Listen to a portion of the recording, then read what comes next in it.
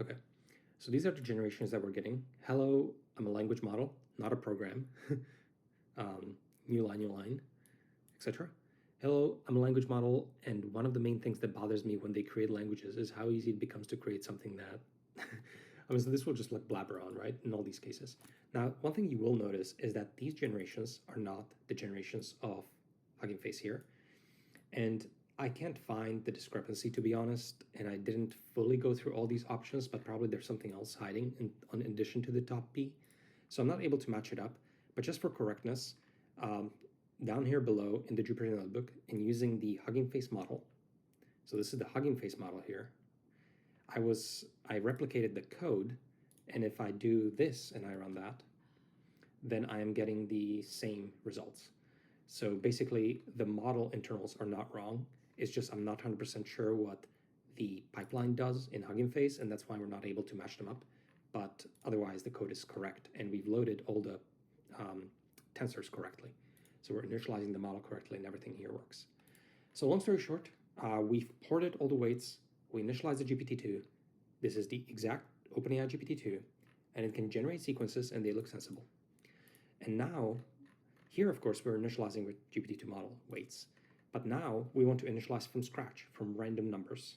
And we want to actually train a model that will give us sequences as good as or better than these ones in quality. And so that's what we turn to next. So it turns out that using the random model is actually fairly straightforward because PyTorch already initializes our model randomly and by default. So when we create the GPT model in the constructor, this is all of these layers and modules have random initializers that are there by default. So when these linear layers get created and so on, there's default constructors, for example, using the Javier initialization that we saw in the past to construct the weights of these layers. And so creating a random model instead of a GPT-2 model is actually fairly straightforward. And we would just come here, and instead we would create model equals GPT, and then we want to use the default config, GPT config. And the default config uses the 124M parameters. So this is the random model initialization. And we can run it.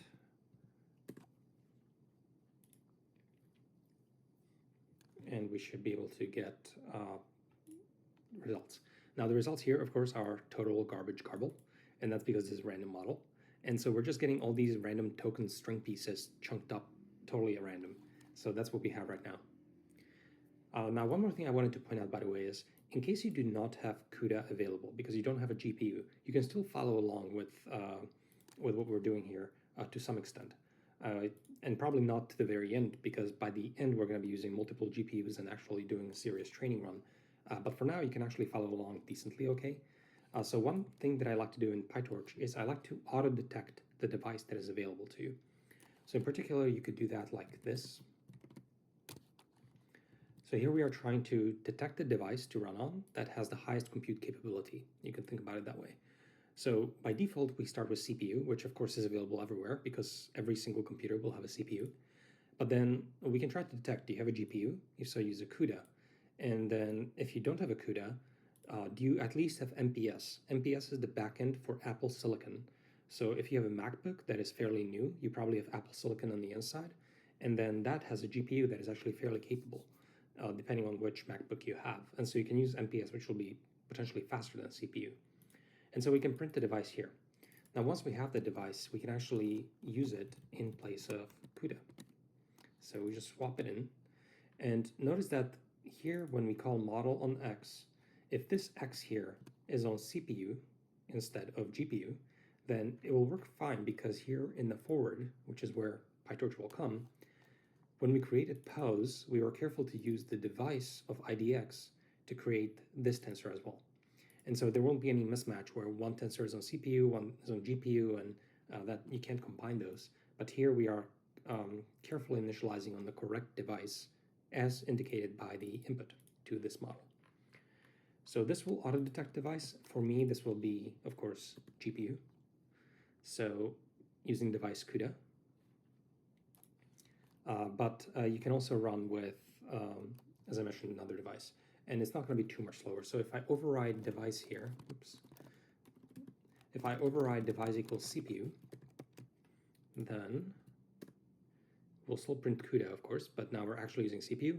1, 2, 3, 4, 5, 6. Okay, about 6 seconds. And actually,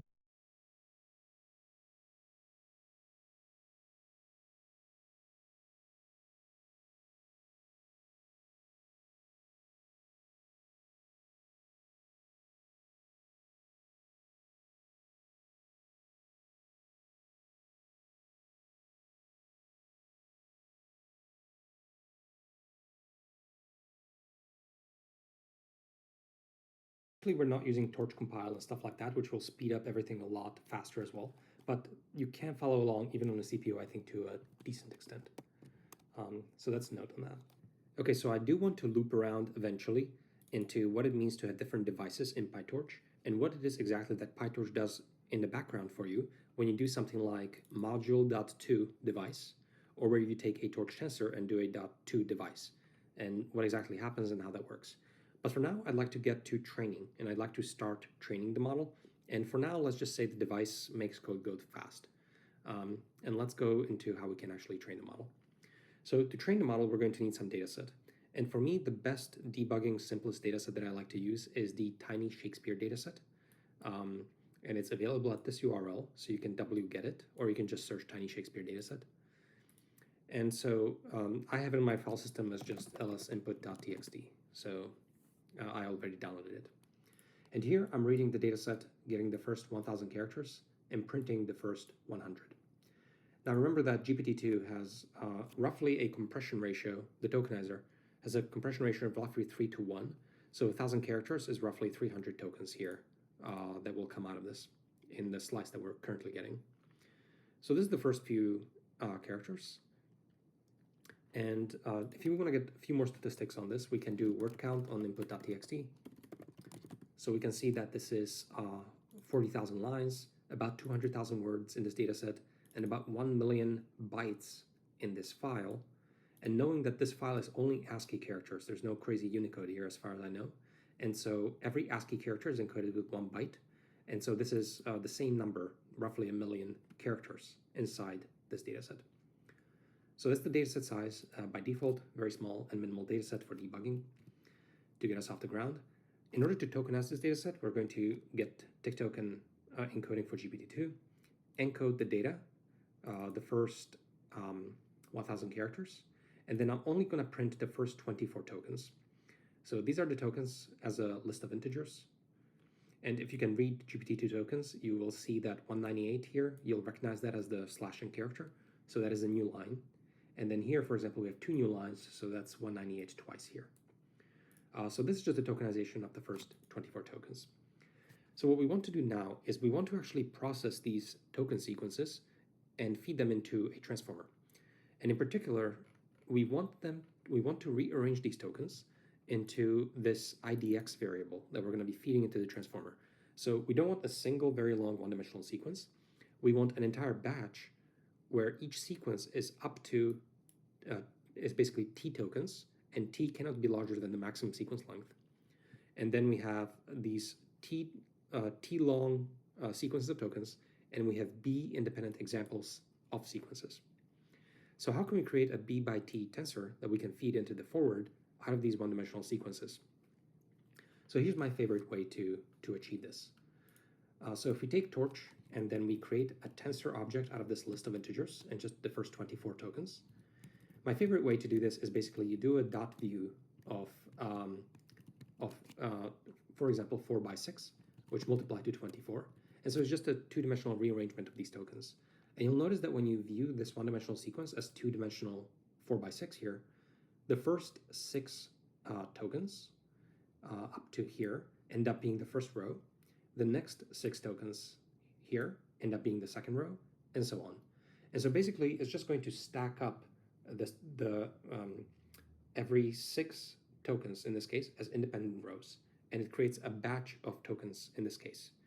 And so, for example, if we are token 25, in the transformer, when we feed this in and this becomes the IDX, this token is going to see these 3 tokens and is going to try to predict that 198 comes next.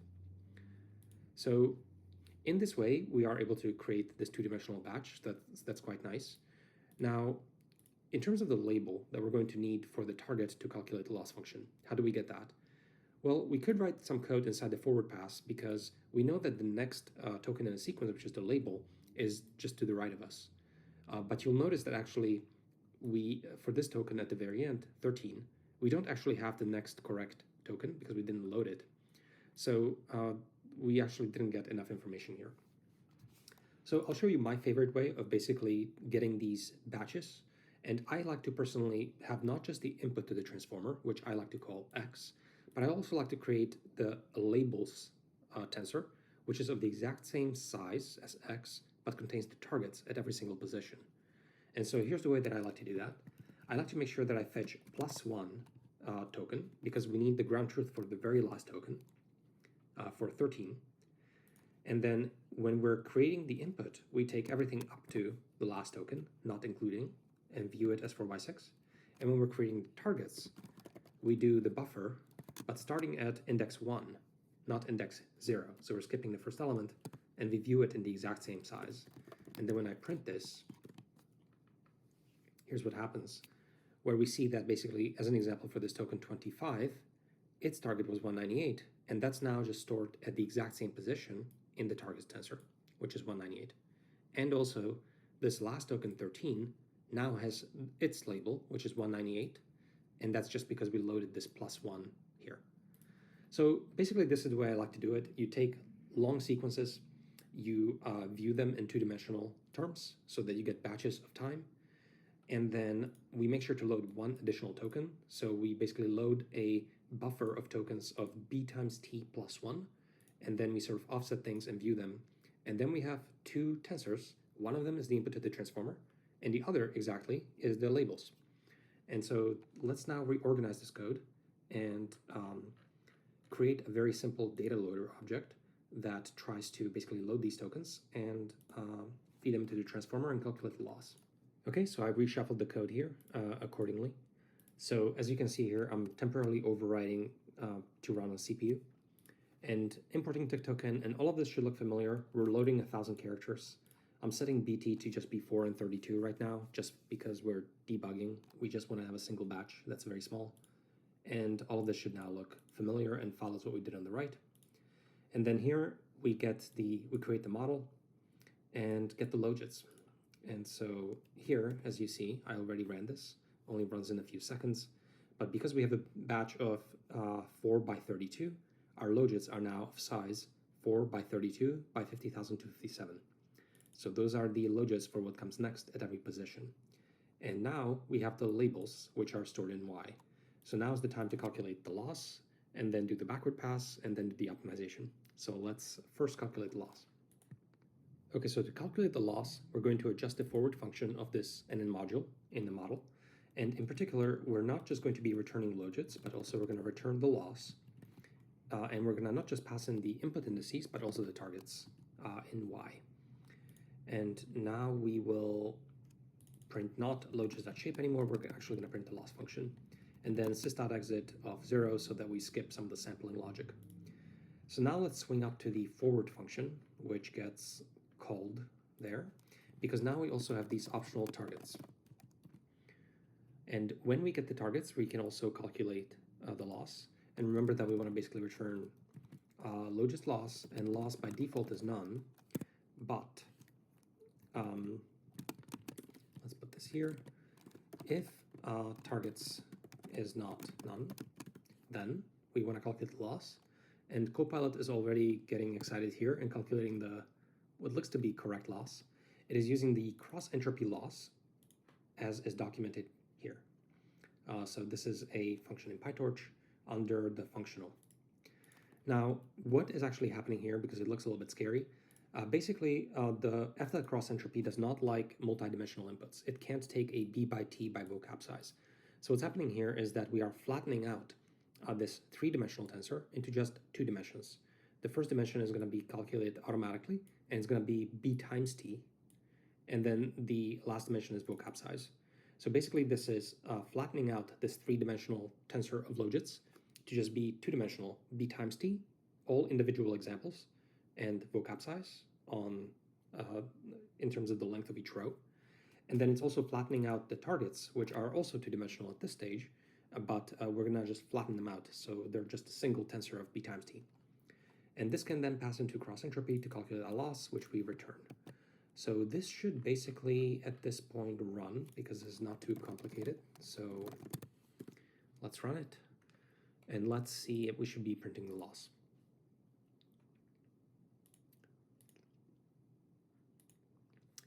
And here we see that we printed 11, roughly. And so, and notice that this is the tensor of a single element, which is this number 11. Now, we also want to be able to calculate a reasonable kind of starting point for a randomly initialized network. So we covered this in previous videos, but our vocabulary size is 50,257.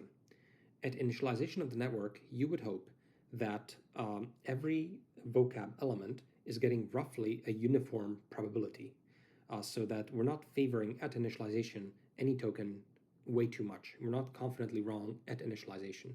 So what we're hoping is that the probability of any arbitrary token is roughly 1 over 50,257. And now we can sanity check the loss, because remember that the cross entropy loss is just basically the negative log likelihood. So if we now take this probability and we take it through the natural logarithm, and then we do the negative, that is the loss we expect at initialization. And we covered this in previous videos. So I would expect something around 10.82, and we're seeing something around 11. So it's not way off. This is roughly the probability I expect at initialization. So that tells me that at initialization, our probability distribution is roughly diffuse. It's a good starting point, and we can now perform the optimization and tell the network which elements should follow correctly in what order. So at this point, we can do a loss.backward, calculate the gradients, and do an optimization. So let's get to that. Okay, so let's do the optimization now. So here we have the loss. This is how we get the loss. But now basically we want a little for loop here. So for I in range, let's do 50 steps or something like that. Let's create an optimizer object in PyTorch. And so here we are using the Atom optimizer, which is an alternative to the stochastic gradient descent optimizer, SGD, that we were using. So SGD is a lot simpler. Atom is a bit more involved. And I actually specifically like the Atom W variation because, in my opinion, it kind of just like fixes a bug. So Atom W is a bug fix of Atom, is what I would say. When we go to the documentation for Atom W, oh my gosh, we see that it takes a bunch of hyperparameters, and it's a little bit more complicated than the SGD we were looking at before, because in addition to basically updating the parameters with the gradient scaled by the learning rate, it keeps these buffers around, and it keeps two buffers, the M and the V, which it calls the first and the second moment. So something that looks a bit like momentum and something that looks a bit like RMS prop, if you're familiar with it. But you don't have to be. It's just kind of like a normalization that happens on each gradient element individually and speeds up the optimization, especially for language models. But I'm not going to go into the detail right here.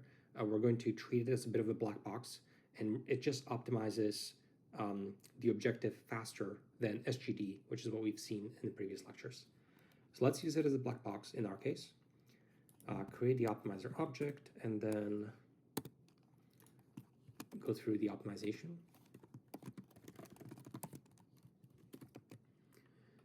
The first thing to always make sure the Copilot did not forget to zero the gradients. So always remember that you have to start with a zero gradient. Then when you get your loss and you do a dot backward adds to gradients. So it deposits gradients. It always does a plus equals on whatever the gradients are, which is why you must set them to 0. So this accumulates the gradient from this loss, and then we call the step function on the optimizer to update the parameters and to decrease the loss. And then we print the step and the loss. Dot item is used here because loss is a tensor with a single element. Dot item will actually convert that to a single float, and this float will live on the CPU. So this gets to some of the internals again of the devices, but loss is a tensor with a single element, and it lives on GPU for me because I'm using GPUs. When you call dot item, PyTorch behind the scenes will take that one-dimensional tensor, ship it back to the CPU memory, and convert it into a float that we can just print. So this is the optimization, and this should probably just work. Let's see what happens. Actually, sorry, let me, instead of using CPU override, let me GPUs on this, because buff we never moved to device. And you have to be careful because it returns device that is not applicable. So what do we batch? And so we want to see that we can overfit this single batch. We can crush this little batch, and we can perfectly predict the indices on just this little batch. And in these, that is roughly what we're seeing here. So we started off at roughly 10.82, 11 in this case. And then as we continue optimizing on this single batch without loading new examples, we are making sure that we can overfit a single batch, and we are getting to very, very low loss. So the transformer is memorizing this single individual batch. And one more thing I didn't mention is the learning rate here is 3e-4, which is a pretty good default for most optimizations that you want to run at a very early debugging stage. So this is our simple inner loop, and we are overfitting a single batch, and this looks good. So now what comes next is we don't just want to overfit a single batch, we actually want to do an optimization.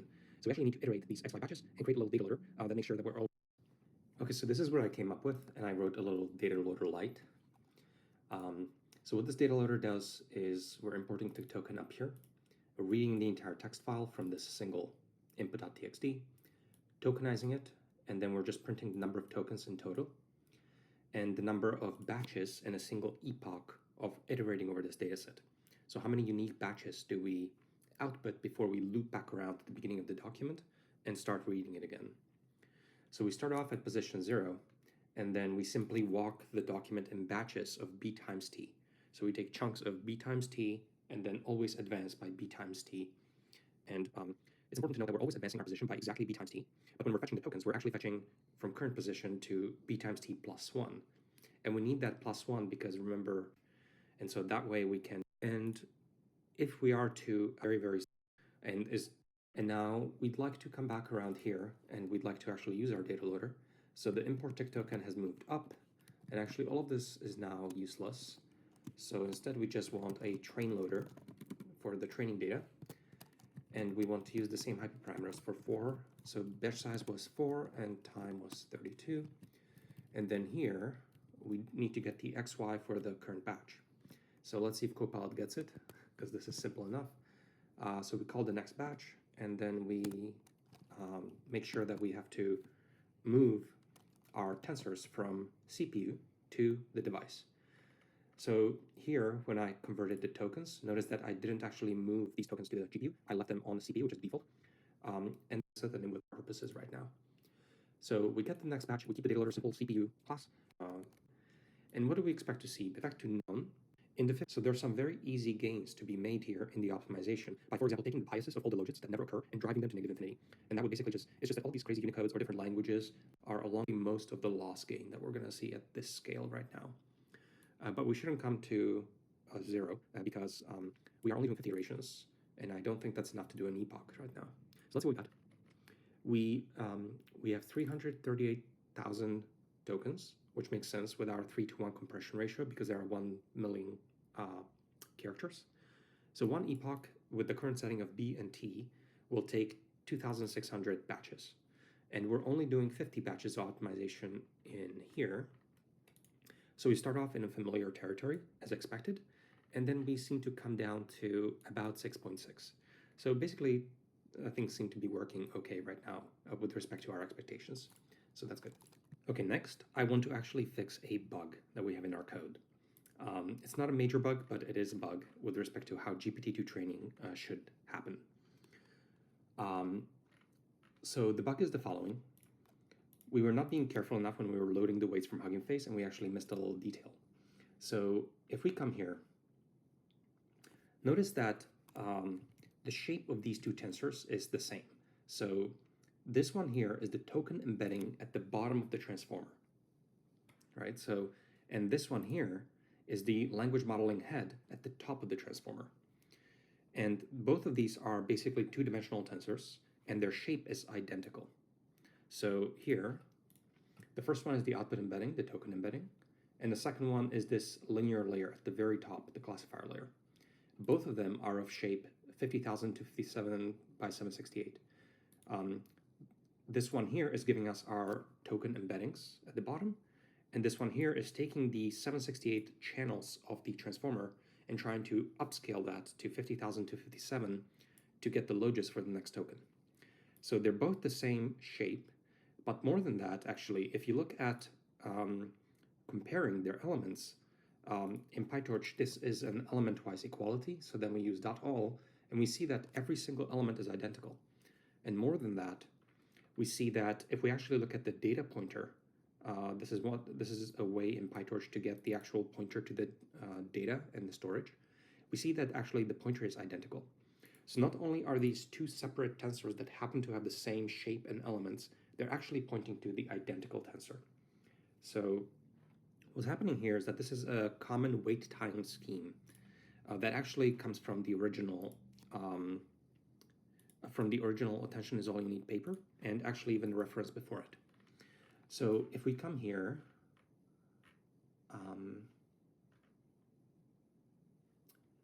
embeddings and softmax in the Attention is All You Need paper, they mentioned that in our model, we shared the same weight matrix between the two embedding layers and the pre-softmax linear transformation similar to 30. So this is an awkward way to phrase that these two are shared and they're tied and they're the same matrix. And the 30 reference is this paper. So this came out in 2017. And you can read the full paper, but basically it argues for this weight tying scheme. And I think intuitively the idea for why you might want to do this comes from this paragraph here. And basically you can observe that you actually want these two matrices to behave similar in the following sense. If two tokens are very similar semantically, like maybe one of them is all lowercase and the other one is all uppercase, or it's the same token in a different language or something like that, if you have similarity between two tokens, presumably you would expect that they are nearby in the token embedding space. But in the exact same way, you'd expect that if you have two tokens that are similar semantically, you'd expect them to get the same probabilities at the output of a transformer because they are semantically similar. And so both positions in the transformer at the very bottom and at the top have this property that similar tokens should have similar embeddings or similar weights. And so this is what motivates their exploration here. And they kind of, I don't want to go through the entire paper, and you can go through it, but this is what they observe. They also observe that if you look at the output embeddings, they also behave like word embeddings. If you just kind of try to use those weights as word embeddings. So they kind of observe this similarity, they try to tie them, and they observe that they can get much better performance in that way. And so this was adopted in the Attention is All You Need paper, and then it was used again in GPT-2 as well. So I couldn't find it in the transformers implementation. I'm not sure where they tie those embeddings, but I can find it in the original GPT-2 code introduced by OpenAI. So this is OpenAI GPT-2 source model. And here where they are forwarding, that's okay. We see that they get the WTE token embeddings. And then here is the encoder of the token embeddings and the position. And then here at the bottom, they use the WTE again to do the logits. So when they get the logits, it's a matmul of this output from the transformer, and the WTE tensor is reused. And so the WTE tensor basically is used twice on the bottom of the transformer and on the top of the transformer. And in the backward pass, we'll get gradients contributions from both branches, right? And these gradients will add up on the WTE tensor. So we'll get a contribution from the classifier layer, and then at the very end of the transformer, we'll get a contribution at the bottom of it, flowing again into the WTE tensor. So we are currently not sharing WTE in our code, but we want to do that. So weight sharing scheme. And one way to do this, let's see if Copilot gets it. Oh, it does.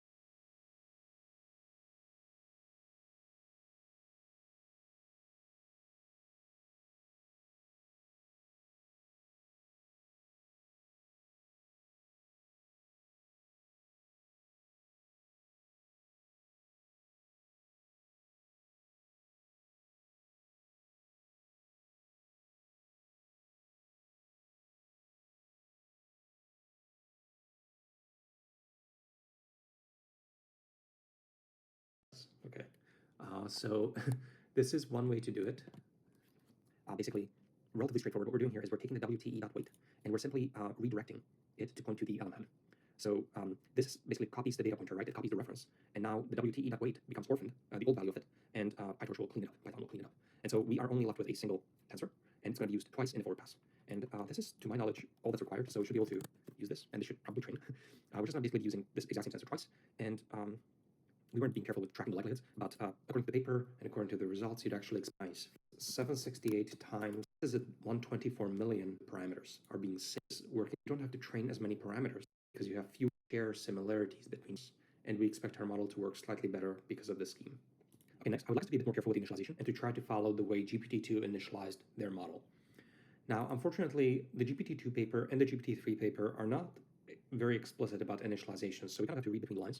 And instead of going to the paper, which is quite vague, there's a bit of information there. Wait, how so this is for the bias, they initialize that with, why is this 0.2, and position embeddings at 0.01 for some reason.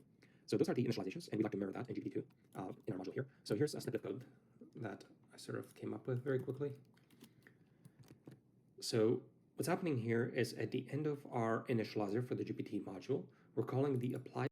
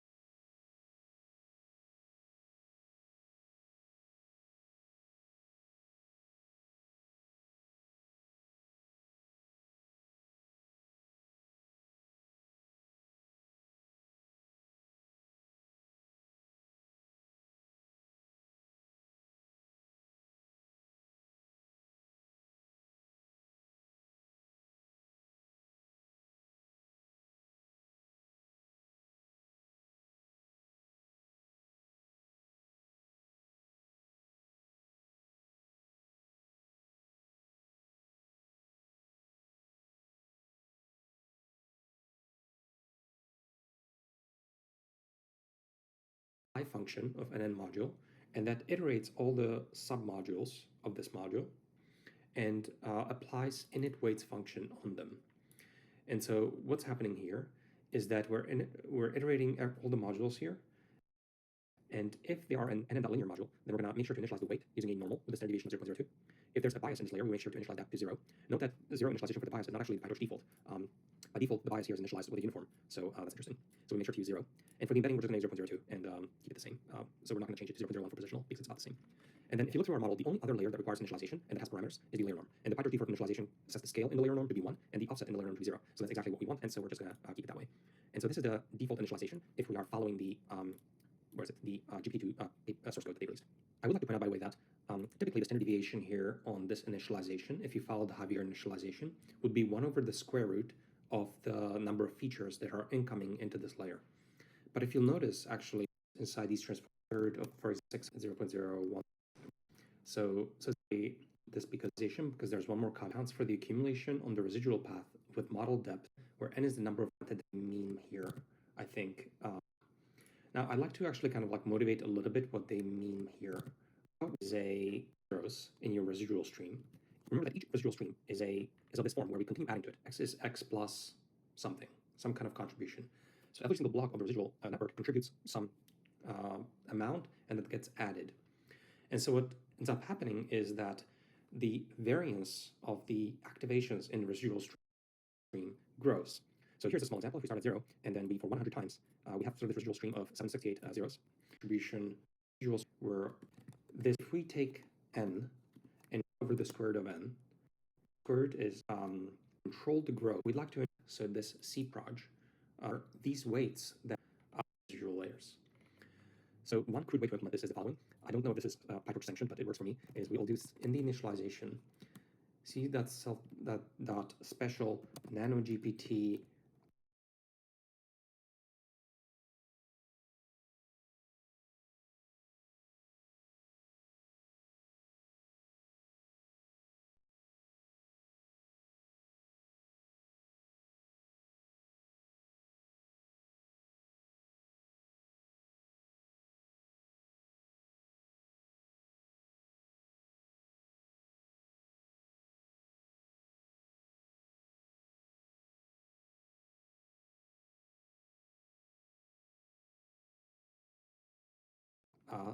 scale init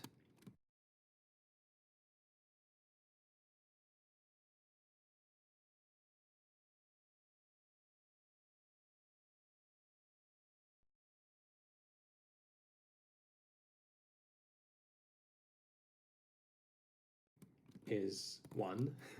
So we're setting kind of like a flag for this module. There must be a better way in PyTorch, right? But I don't know. Okay.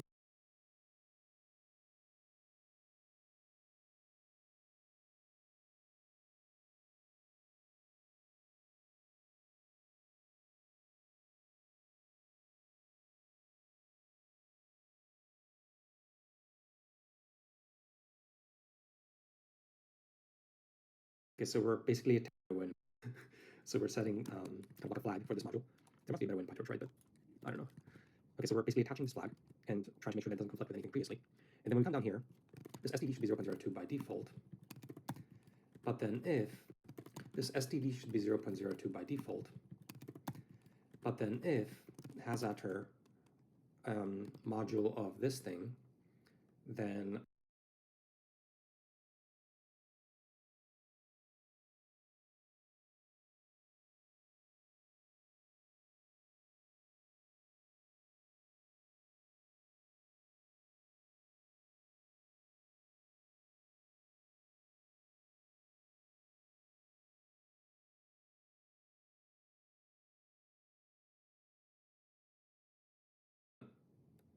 STD times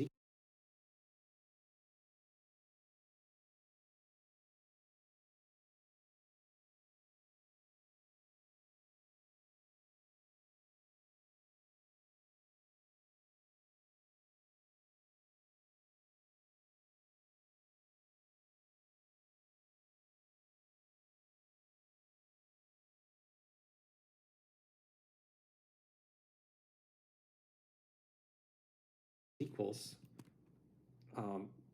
but Copilot is not guessing correctly. So we want 1 over the square root of the number of layers. So the number of residual layers here is twice times self.config layers, and then this times negative 0.5.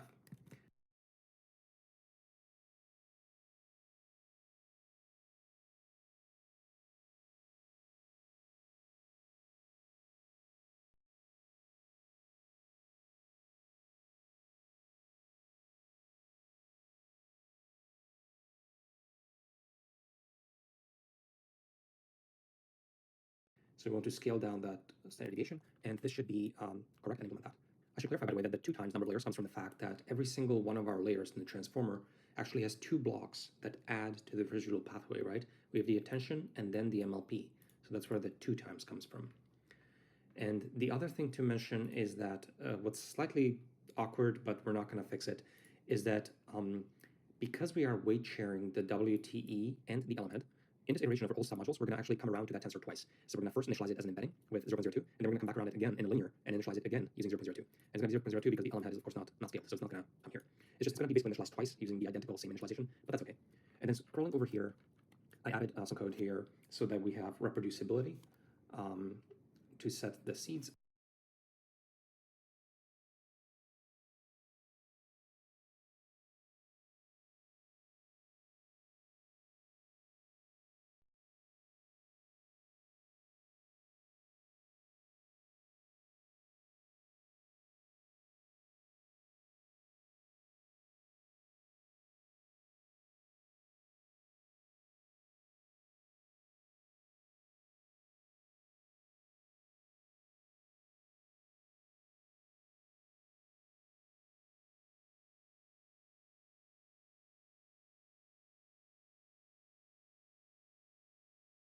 And now we should be able to Python train GPT-2.py and let this running.